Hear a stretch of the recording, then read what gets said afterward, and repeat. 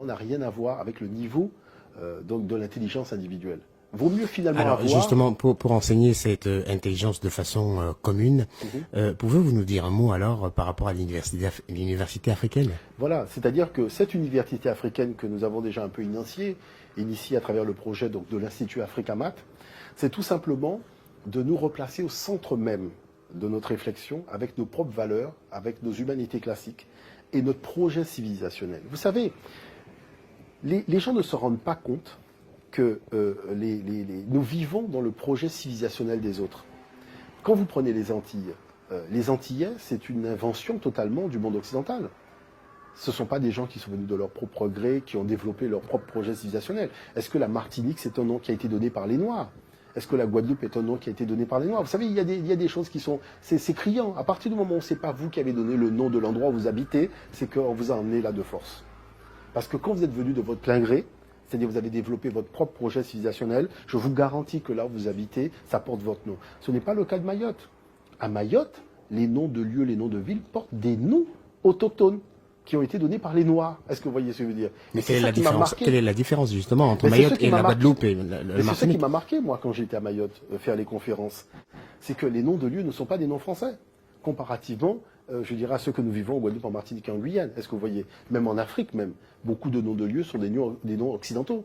Est-ce que vous voyez ce que je veux dire par là? Donc ça veut dire que quoi? Ça veut dire que il faut arrêter de se mentir à soi-même. C'est-à-dire que quand vous rentrez dans un projet civilisationnel qui n'est pas le vôtre, et que vous cherchez dans le cadre d'un projet civilisationnel qui vous est étranger, le développement, c'est que vous êtes devenu fou. Vaut mieux construire un asile de fous et emmener ces gens-là dans l'asile.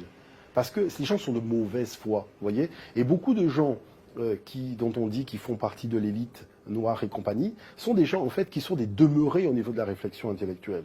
Et je ne le dis pas vraiment méchamment, je le dis tout simplement parce que je veux qu'à un moment, parce que ce sont des frères et des sœurs que nous aimons, et ce sont des frères et des frères que nous disons, vous avez vous en vous-même la capacité d'aider le monde noir à sortir du problème. Mais il faut écouter votre cœur. Le problème, c'est que vous n'écoutez pas suffisamment votre cœur. Écoutez votre cœur. Et vous allez vraiment voir à quel moment vous faites des erreurs dans votre réflexion. Nous devons créer notre propre projet civilisationnel. C'est ce que nous appelons le projet civilisationnel Kamit. Et c'est parce que nous allons créer notre propre projet civilisationnel que nous allons pouvoir nous développer. Mais développer, ça ne veut pas dire copier l'autre. Ça veut dire que nous devons inventer notre propre définition de ce que c'est que le développement. Et c'est là encore, vous voyez, ce sont des exigences. Nous, on a un parcours culturel, un parcours historique particulier. On a une vision de ce que c'est que le développement, puisque ce développement, on l'a déjà accompli à de multiples reprises dans l'histoire africaine, que ce soit durant la période antique, que ce soit durant la période de l'Afrique impériale. J'expliquais par exemple dans une conférence où on était avec Kalamba Sapo, que quand on prend la question de Descartes, le mot de Descartes, je pense donc je suis, et qu'on dit que Descartes a introduit la modernité dans la pensée, je tiens quand même à rappeler que le texte pharaonique, comment l'existant vient à l'existence, c'est un texte qui est même plus puissant que le texte de Descartes et qui remonte à l'Antiquité africaine. Vous voyez, donc cette modernité, là, ça montre bien que l'Afrique tire son origine. Ah oui, depuis l'Antiquité. Donc ça veut dire que quoi? Ça veut dire que venir nous citer Descartes, alors que nos ancêtres ont élaboré des textes qui sont encore plus puissants que Descartes, quand il dit je fais à l'existence, donc j'existais, vous voyez, montre bien que en fait, on ne maîtrise pas ces humanités classiques africaines. On est dans le projet civilisationnel de l'autre. On s'est complètement oublié. On est complètement perdu. Et on pense que par l'imitation, on va pouvoir se développer. Je pense qu'il faut arrêter de mentir.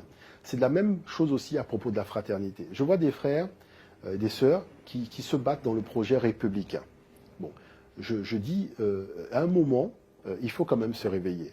Je le dis tout simplement parce que moi, j'en faisais partie aussi il y a quelques années. Mais j'avais des garde-fous. Mes garde-fous, c'était Claude Lys de la Martinique, c'était Aimé Césaire, c'était le maire de Pointe-à-Pitre, M. Bangou, avec lequel je discutais, qui me disait « mais garde quand même les yeux ouverts ». Parce que le problème fondamental, c'est quoi?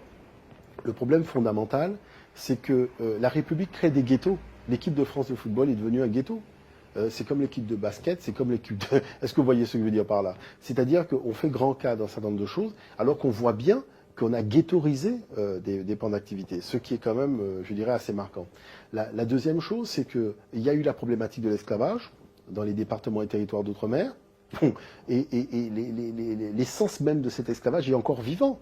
On a aboli, je dirais, les choses dans le droit, mais dans les faits, les choses sont restées telles quelles. Le pouvoir économique appartient toujours aux mêmes, la gestion des affaires, c'est toujours les mêmes. Est-ce que vous voyez ce que je veux dire? Il faut quand même arrêter à un moment de mentir aux gens.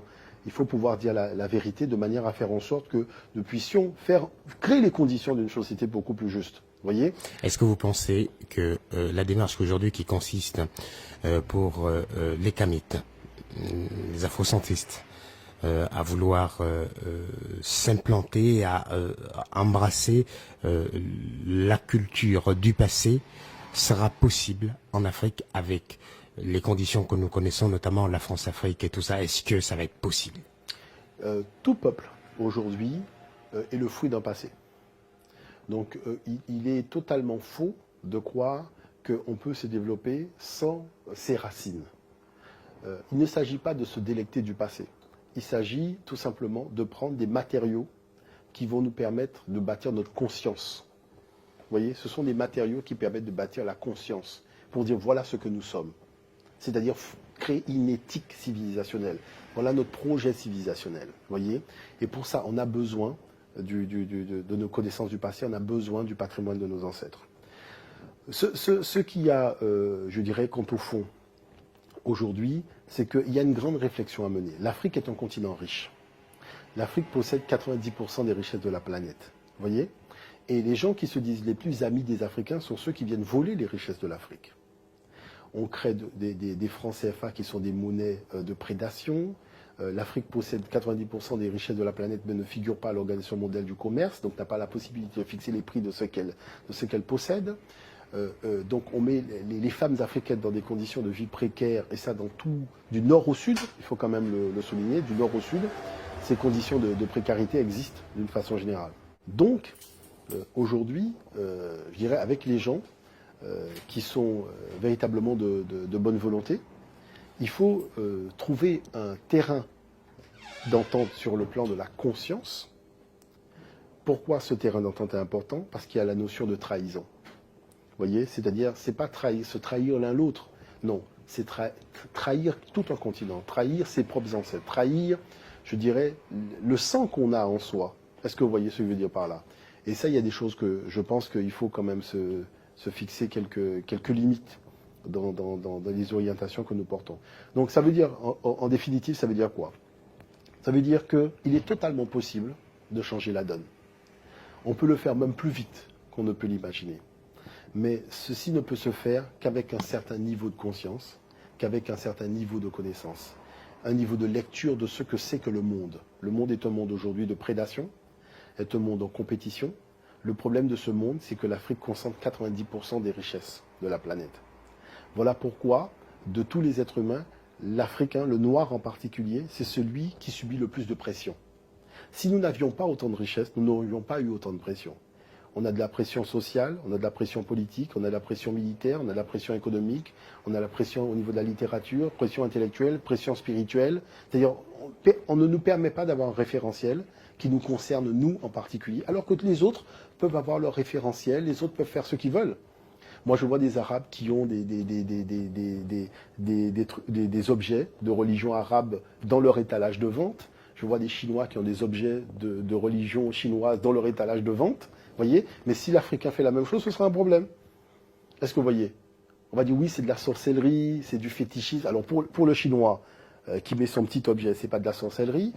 Pour l'Arabe qui met son truc, c'est pas de la sorcellerie. Mais dès que l'Européen même qui fait, c'est pas de la sorcellerie. Mais dès que l'Africain fait la même chose, ça devient de la sorcellerie.